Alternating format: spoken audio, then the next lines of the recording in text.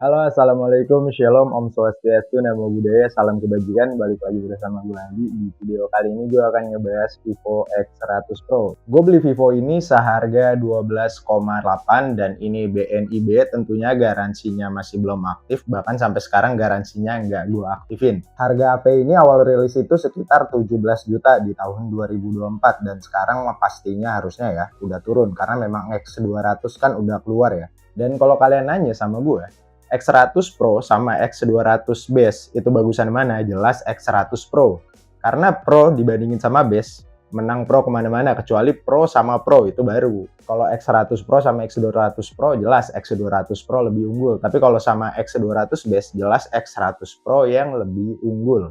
Di sini sebenarnya gue nggak ada banyak pembahasan ya, karena memang si X100 Pro ini udah bagus banget dan memang nggak ada celah. Bahkan gue kepikiran kayak gini, kan nanti gue taruh link ya di deskripsi, itu cuman 2 minggu aja. Jadi kalau misalkan 2 minggu nggak ada yang check out, HP-nya mau gue pakai. Kenapa kayak gitu? Karena memang gue udah ngeliat nih dari awal pas gue pakai HP ini kan sempet gue bawa-bawa tuh ya, dan kalian udah lihat sendiri video unboxingnya, gue kasih beberapa sampel foto, tentunya sama video juga. Ya meskipun kalau videonya asal nge-record aja ya. Dan dari situ gue kepikiran, HP ini bisa bikin gue ngasilin uang lagi. Makanya gue bilang gue kasih waktu selama 2 minggu nih kalau nggak ada yang check out karena mau gue pakai.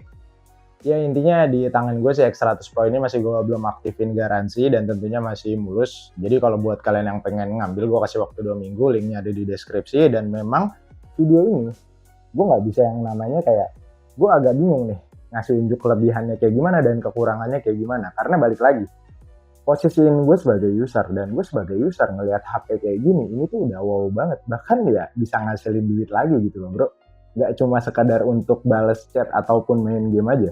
Paling di sini gue akan ngebahas brandnya ya, kenapa kalau kalian beli Vivo itu harus seri X. Oke, jadi gini, gue pernah pakai X80 dan kalau kalian yang namanya user X ya, seri X lebih tepatnya, dan kalau kalian aktif di forum-forum itu tuh dari X100 ke bawah nih, X90, X80, 70, 60, 50, itu tuh ada semuanya yang namanya penyakit layar, AMOLED ya, garis, persis sama kayak Samsung dan Xiaomi.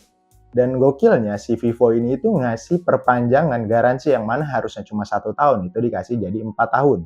Nah untuk X100 ini masih belum ya, ini masih 1 tahun, tapi memang kalau misalkan kalian nanya ke customer service-nya Vivo, garansi akan diperpanjang jadi 4 tahun kalau ada permasalahan secara global. Dan nyatanya kalau X100 ke bawah itu kan permasalahan globalnya itu di layar, makanya diperpanjang sampai 4 tahun. Karena untuk layarnya sendiri ini terbilang cukup murah, dari 2-3 jutaan, yang mana Samsung ini, kalau Samsung lebih mahal ya bisa dibilang, dan memang kalau masalah fitur menurut gue, untuk OS bagusan Samsung, tapi kalau misalkan untuk fitur-fiturnya sendiri itu bagusan Vivo sih menurut gua, kayak kamera ya tentunya ya. Ya kalau kalian nggak percaya omongan gua, kalian bisa bandingkan aja lah setiap seri yang keluar di tahun yang sama Vivo dan Samsung.